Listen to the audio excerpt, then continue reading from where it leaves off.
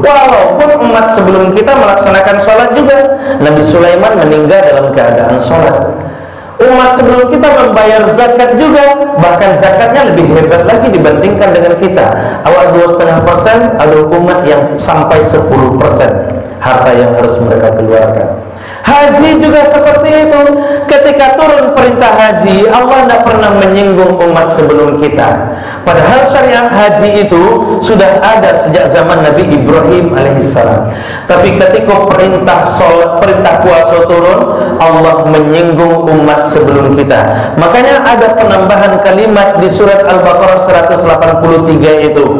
Ya ayyuhalladzina amanu kutiba alaikumusiyam kama kutiba alal ladzina min qablikum. Padahal kalau seandainya dipotong ayat itu Bapak Ibu, pesannya sampai itu. Dipotong misalnya, ya ayyuhalladzina amanu kutiba alaikumusiyam la'allakum tattaqun. Misal, wahai orang-orang yang beriman, diwajibkan atas kamu berpuasa, mudah-mudahan kamu jadi orang yang bertakwa. Itu pesannya sampai. Tapi kenapa Allah selipkan di situ kalimat kama kutiba alal ladzina min qablikum? Sebagaimana yang diwajibkan kepada umat sebelum kamu. Apa gunanya kalimat itu? Untuk apa Allah menyelipkan kalimat itu? Dan kenapa hanya diperintah puasa saja Allah menyinggung umat sebelum kita itu? Pak Ibu, ternyata jawabannya ketika kita membaca sejarah. Pak Ibu, umat sebelum kita itu punya 3 kelebihan dibandingkan dengan kita minimal. Apa kelebihan mereka? Pertama, umurnya panjang-panjang, Pak. Maka Nabi Adam dalam sejarah 930 tahun umurnya. 930 tahun. Dan rata-rata umat manusia itu hampir sama dengan nabinya. Kalau Nabi Adam 930, berarti rata-rata manusia di zaman Nabi Adam 900-an tahun. Nabi Idris 345 tahun, bahkan ada riwayat yang menyebut 856 tahun. Berarti rata-rata umat manusia di zaman Nabi Idris itu ratusan tahun. Nabi Nuh 950 tahun. Rata-rata umat di zaman Nabi Musa 900-an tahun. Sementara Nabi awal Nabi Muhammad sallallahu alaihi wasallam berapa Ibu? 63 tahun cuma. 63 tahun.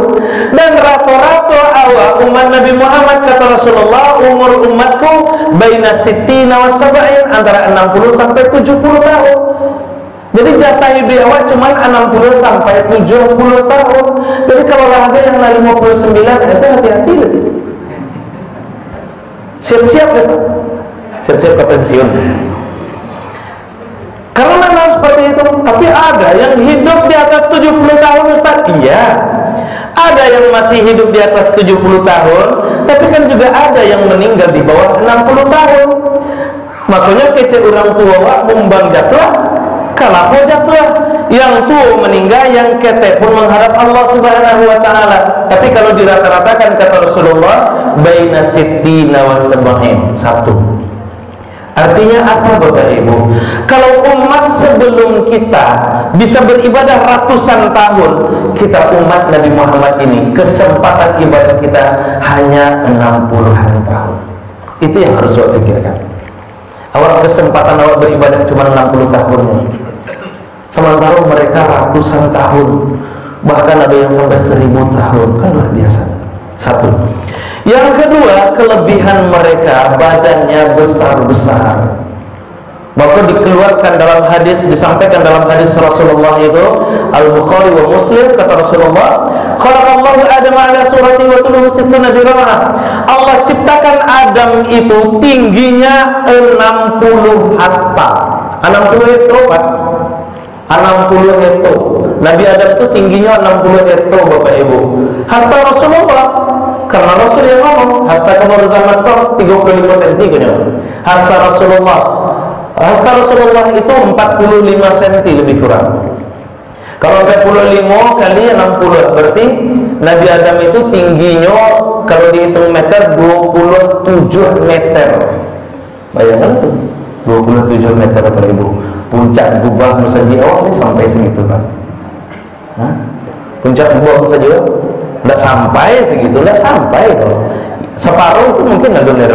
Jadi kok tagak Nabi Adam, tagak musaji awak sampai ke puncak-puncak gubahnya, tagaknya Nabi Adam di sebelah musaji awak, asal pinggang Nabi Adam musaji awak tanya. Nah, itu tingginya manusia tuh. 27 meter, setinggi kerambi orang Tiamat lah. Kalau kerambi orang Cupak itu 20 meter tanya. 27 meter Pak Ibu, bayangkan. Kok awak yang diciptakan 27 meter, lain nama lo? Hah? Kok awak lo dibuat diciptakan di Allah 27 meter, lain nama? Hah? Lah iya beda. Nanti pikir dia mau kok awak yang dibuat sagadang itu, diciptakan sagadang itu, bara gadang rumah dan kau buat. Bara deko semennya tuh Pak. Semen, batu bata, bara ribu yang awak butuhkan. Alun mencari tanah lain, kini mencari tanah payah. Harus laweh lo tanahnya tuh kan. Bayangkan 27 meter. Dan kalau sekadang lapangan bola, rumah awak gue sampai langkah tiba di dapur mah. Jadi kalau Nabi Adam main bola sampai langkah tiba di orang lawan tuh. Cuy, itu gadangnya manusia. Dan kini yang masuk rekor dunia namanya Robert Wadlow dari Illinois, Amerika Serikat, umurnya 22 tahun. Tapi lah meninggalnya Pak Ibu. Lahirnya 9 balik, 8 balik, meninggalnya 9 balik sampai puluh. Namanya Robert Wadlow. Tingginya 2 meter 72 cm. 2,7 meternya. 2,7 meter itu kalau masuk Masjid Raya Ansarullah, atas sangku juga di pintu Bapak. Pintu awak dah sampai 2,7 nampaknya kan? Nah, itu. Jadi Bapak Ibu, dari Nabi Adam 27 meter, tiba di Robert Wadlow 2,7. Kiranya manusia kok makin lama makin ketek, kiranya Bapak Ibu. Makin lama makin ketek, makin lama makin ketek, makin lama makin ketek, makin pendek. Antara cokkan gampun, tempat ada tahu kok makin pendek manusia kok. Habisnya di ujung di akhir zaman, mungkin tinggal semekot saja, semeter kotor. Nah, karena memang seperti itu. Walam yazalil khalqu ayyanqusa hatta al-an, kata Rasulullah. Manusia itu makin lama makin berkurang, makin lama makin berkurang. Yang kedua, kelebihan mereka. Kelebihan yang kedua itu Bapak Ibu, karena badannya gadang-gadang, tentu tanagonya kue-kue. Tanagonya kue-kue. Maka manusia di zaman dulu tanagonya kue-kue. Nabi sebelum Nabi Muhammad tanagonya kue. Umat sebelum umat Nabi Muhammad tanagonya kue. Dan Nabi yang paling kue kironya ada dalam sejarah Nabi Musa. Ada yang lebih kuat lagi Ustaz, Nabi Daud bisa melunak-lunakan basi, itu mukjizat. Nabi Musa itu tidak mukjizat loh. Apa bukti kue Nabi Musa? Pernah Nabi Musa kok meninju orang, sekali tinju langsung mati Pak. Langsung mati. Waktu itu bercakap orang Kipti sama orang Bani Israel. Bangsa Kipti bercakap dengan bangsa Bani Israel ya, bercakap. Kalau Kurau Padang apa bahasa bercakap itu? Kalau pakai bahasa Indonesia orang Kurau Padang ya berkelahi lah bagai.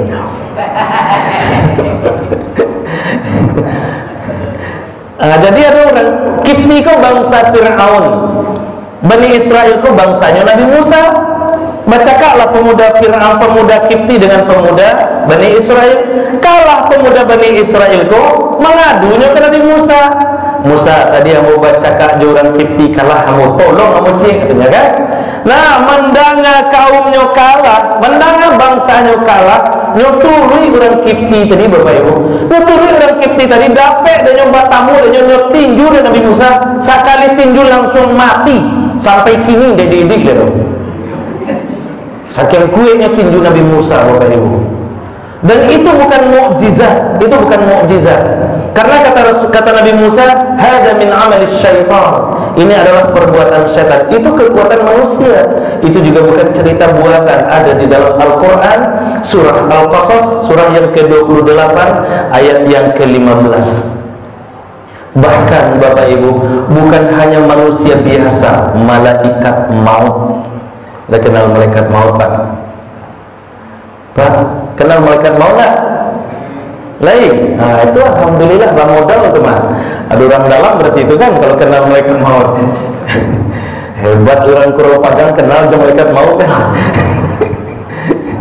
Malaikat maut Bapak Ibu pernah kali tinju Nabi Musa. Waktu itu malaikat maut turun ingin mencabut nyawa Nabi Musa. Assalamualaikum ya Musa. Waalaikumsalam warahmatullahi wabarakatuh. Jadi malaikat maut tiba. Kecil Nabi Musa, mana kasih kau? Kata Nabi Musa kan. Kecil malaikat maut pantangkalah, kamu ingin mencabut nyawa aku ini. Kini jatah engkau Musa.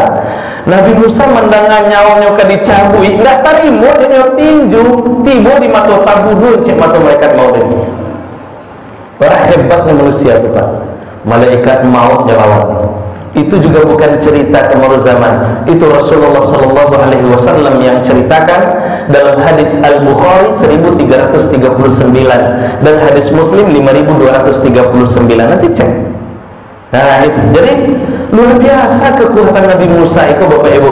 Maka tidak heran awak kalau Nabi Musa katakan ke Nabi Muhammad waktu Isra Mi'raj itu, ya Muhammad, jangankan umatmu, umat saya saja tidak sanggup melakukan sholat 50 kali sehari semalam. Bahkanlah diusulkan dari Nabi Musa, lah berdoa pula Nabi Muhammad, ya Allah sesuai usul Nabi Musa, tolong kurangi ya Allah jadi sampai puluh. Masih kece Nabi Musa masih banyak Muhammad, ya Allah sesuai usul Nabi Musa tolong kurangi ya Allah jadi 30. Kece Nabi Musa masih banyak Muhammad, doa lagi ya Allah. Kece Nabi Musa masih banyak ya Allah tolong kurangi jadi 20. Kata Nabi Musa masih banyak tuh Muhammad, minta kurangi balik, minta kurangi balik, berdoa lagi, bermohon lagi jadi 10. Kata Nabi Musa masih banyak tuh Muhammad, mohon lagi kepada Allah, minta kurangi jadi 5. Jadi Bapak Ibu, begitu prosesnya, begitu yang kamu baca. Jadi bukan bolak-balik Nabi Muhammad dari lantai, dari langit ke-6 sampai Nabi Musa itu ke Sidratul Muntaha, ke Mustawa, bolak-balik 9 kali, kurang 5, kurang 5, kurang 5. Bukan begitu cerita yang kamu baca. Bentuk kurang kerajo saya Nabi Muhammad bolak-balik. Yang kamu baca dalam kitab Ar-Rahiqul Maktum yang ditulis oleh Syekh Safir Rahman Al-Mubarakpuri, beliau hanya berdoa kepada Allah lalu dikurangi oleh Allah, dikurangi 10, kurang 10, kurang 10, kurang 10, kurang 5, terakhir 5. Kata Nabi Musa Bapak Ibu, 5 itu masih banyak. Muhammad masih banyak tuh, mohon lagi kepada Allah. Kata Nabi Muhammad tidak lagi. Nah Bapak Ibu, bahasa Nabi Musa ini yang kita ambil poinnya. Apa kata Nabi Musa? Muhammad, jangankan umatmu, umat saya saja tidak sanggup melakukannya. Itu artinya apa Bapak Ibu? Umat Nabi Musa itu lebih kuat daripada awak umat Nabi Muhammad. Lebih kuat dari awak. Itu kelebihan mereka. Mereka punya kekuatan fisik. Artinya ketika mereka punya kekuatan fisik, maka ketika mereka beribadah, pasti ibadah mereka akan lebih sempurna. Awak terbatas, sudahlah badan awak ketek-ketek, umur awak pendek-pendek, tanago awak sangene. Maka kalau awak akan beribadah, tidak akan sesempurna ibadah umat sebelum kita. Kenapa? Karena umat sebelum kita itu umurnya panjang-panjang, badannya gadang-gadang, tanagonya kue-kue. Maka kalau dibanding-banding Bapak Ibu, tidak akan bisa awak mengalahkan ibadah umat sebelum kita ini. Tidak akan bisa. Tidak akan bisa. Mereka beribadah ratusan tahun, kita hanya puluhan tahun. Maka kalau hanya sholat yang kita andalkan, sehari semalam 5 kali tanah sunnah-sunnahnya itu belum akan mampu mengalahkan sholatnya umat sebelum kita. Kalau hanya zakat yang kita andalkan, zakat kita hanya 2,5%, mereka zakatnya sampai 10%. Kalau hanya puasa yang kita andalkan, kita puasa hanya 29-30 hari. Nabi Musa 40 hari. Nabi Daud 1 tahun puasanya. Sehari puasa serindah, sehari puasa serindah. Kalau haji yang awak andalkan, setiap tahun awak pergi naik haji ke Makkah, Baitullah. Ada mana-mana dari Bapak Ibu. Awak tawaf mengelilingi Ka'bah. Dia walaupun musim panas bana, Juli itu musim panas, Agustus musim panas. Juli, Agustus awak pergi musim panas, pergi melaksanakan haji. Awak tawaf, dia matahari tagak di bawah keramik dingin, sajuk jual jadinya. Sa'i kita berlari kecil antara Safa dengan Marwah, sudah ada alas keramik yang sangat dingin, batu alam yang sangat dingin, di ruangan ber-AC,